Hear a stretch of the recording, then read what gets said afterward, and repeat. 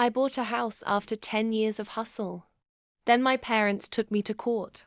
After 10 years of blood, sweat, and skipped vacations, I finally bought my dream home. But instead of celebrating, my parents sued me for not putting their names on the deed. They thought they owned me. So I showed them who I really was. My name is Elena. I'm 32, a software engineer in Seattle, and I just bought a beautiful lakefront home after coding like a maniac for a decade. No boyfriend, no partying, just grind. The house had everything: glass staircase, a view of Mount Rainier, and peace. Until my parents walked in. They took one look around and asked, "Where are rooms?" I laughed. Thought it was a joke. It wasn't. They demanded I add their names to the title deed. After everything we've done for you.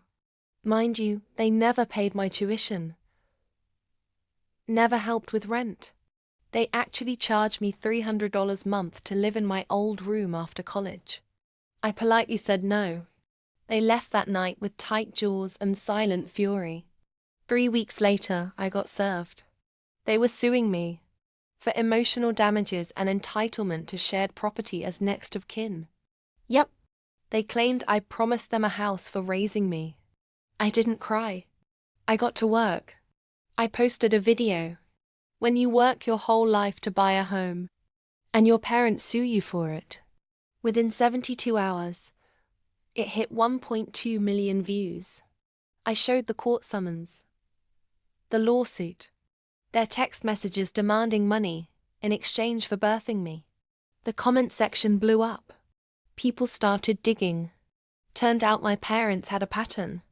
They'd taken money from my older brother, guilt-tripped my cousin into signing over her car, and even kicked my aunt out of the family home when she didn't loan them $10,000.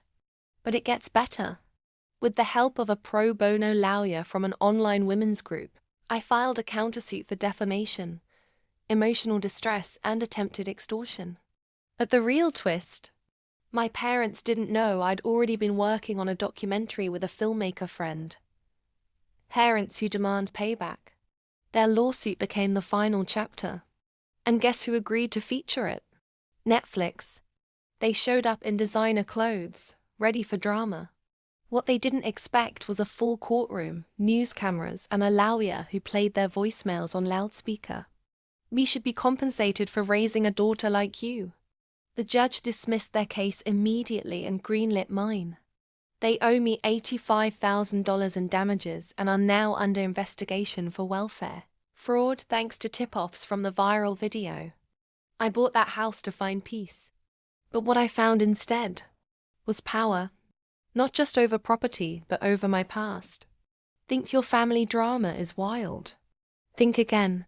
Subscribe for more real-life revenge stories that prove being the black sheep is sometimes the biggest blessing. Hit that subscribe button and join the rebellion right here on Cold Revenge.